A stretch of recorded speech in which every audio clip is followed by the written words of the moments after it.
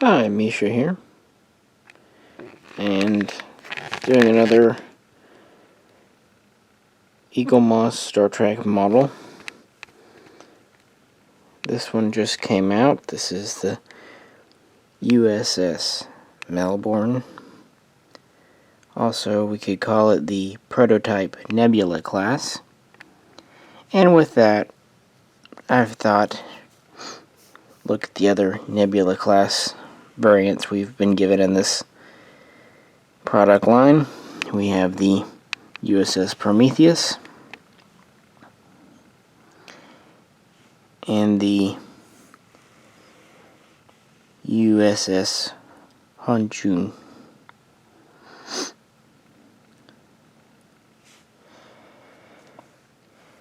And since I tend to get kind of more... Sorry guys, there's a box behind me I did not know was there. As I was saying, since I tend to get more comments on my videography, such as it is, with the Star Trek videos, just a reminder, blind, can't see what I'm pointing the camera at. So, yep, doing the best I can. And with that said, yeah, the Nebula Class. This was one of the first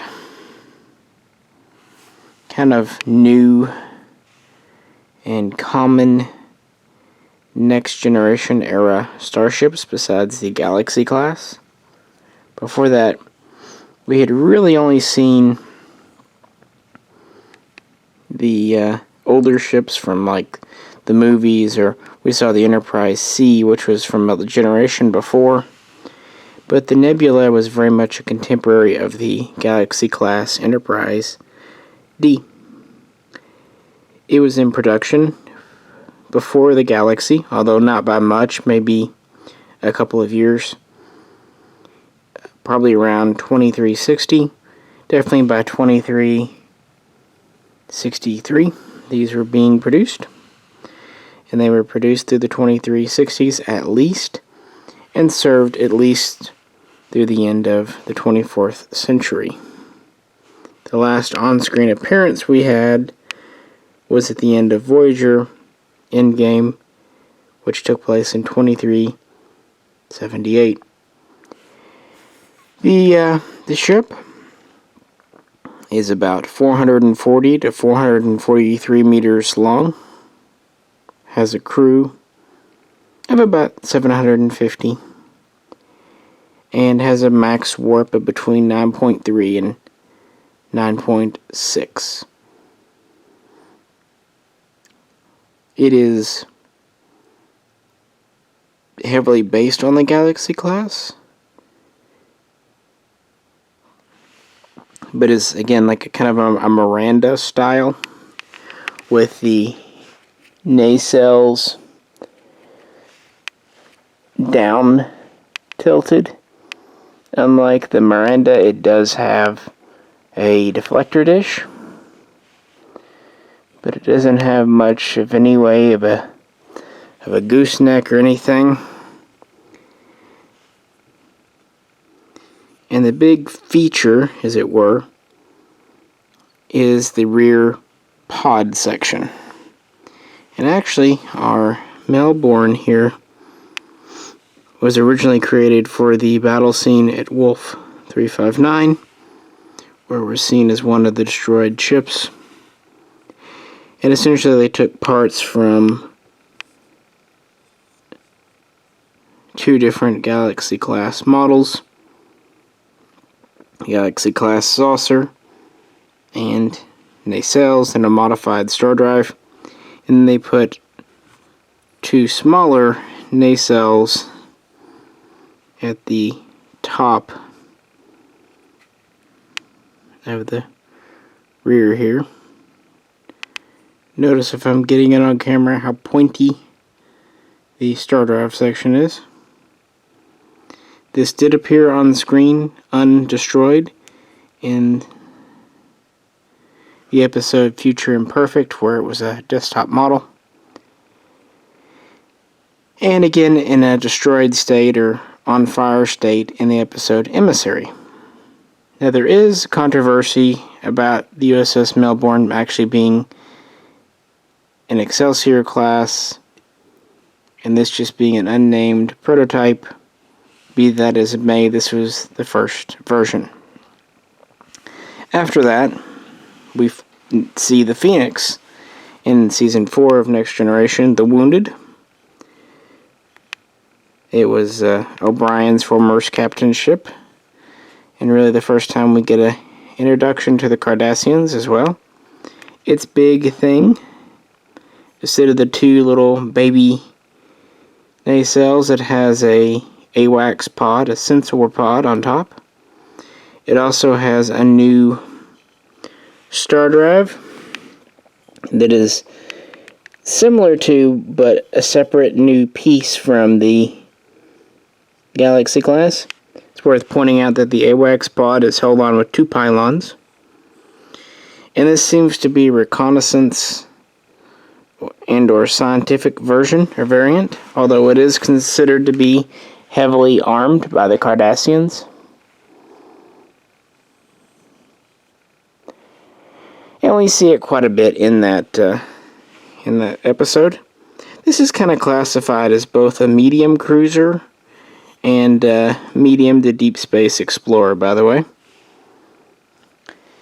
Well, the powers that be were not really impressed with the AWACS pod. It's kind of plain. I get that. It's neat, but kind of nondescript. I think it was initially added just to further differentiate this from the Galaxy class. But the next time we see a nebula,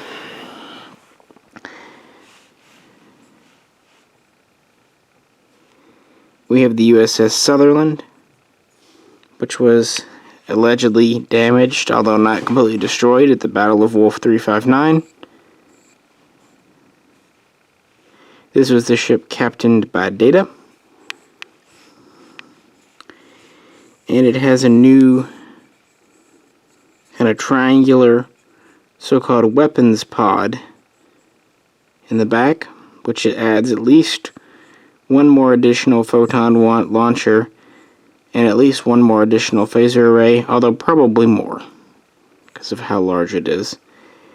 And this version would kind of become the definitive version with the triangular pod. It's got a little more detail going on. Interestingly, this pod is held on with just one pylon.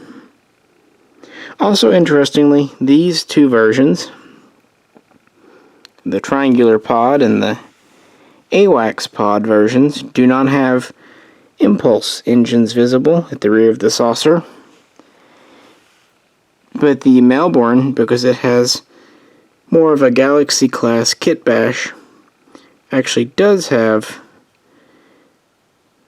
impulse drives visible. Just found that a little interesting. Also, the shapes of the deflector dishes change a bit.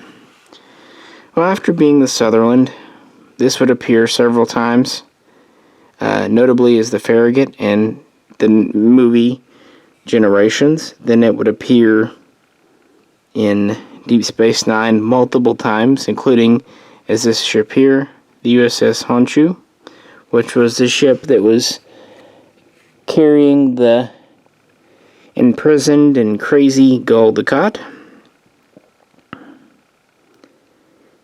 It also was the USS Leeds, USS Bonchun, although that was technically a CGI model. It also appeared as the USS Prometheus, and many others I'm probably forgetting besides the Bellerophon, I believe. But this is kind of the final version they settled on.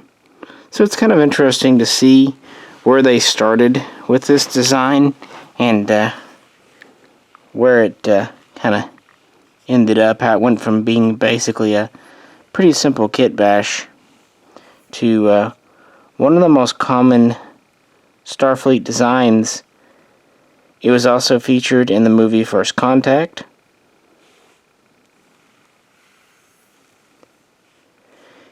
And like I said, about a dozen episodes of Deep Space Nine and a handful of episodes of Voyager.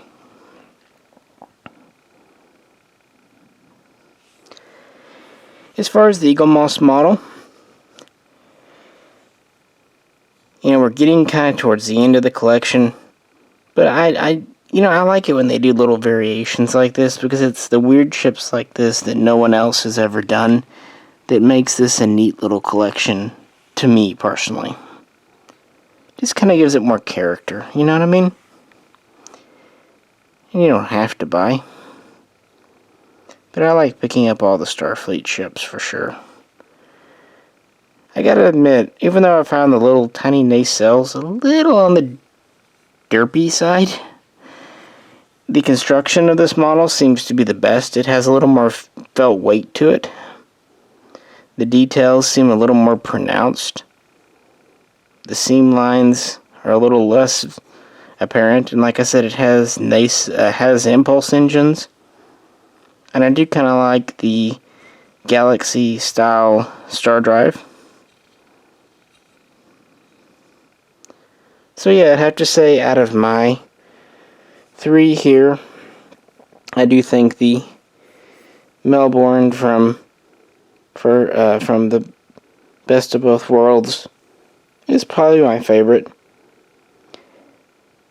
It's also neat to kind of complete the graveyard scene, or the pre-graveyard scene, I should say, fleet.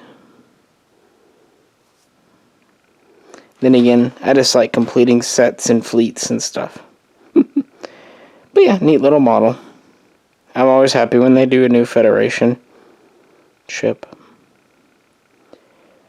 But yeah, I've had a long day of work. Jay came over, really helped me. And I thought before I pack it in, since this is daylight savings time, or rather the end of it, we ended up with an extra hour today. So instead of torturing myself with one additional hour of, quite frankly, hard work, and it being a Saturday night, I decided to do something fun and do a little video, because I haven't done many Eaglemoss vids lately. I hope you enjoyed it. Again, do my best on the videography. I can promise you this, you see more than I do regardless. Alrighty guys, you have a great night. This is Misha, and I'll catch you very soon next time.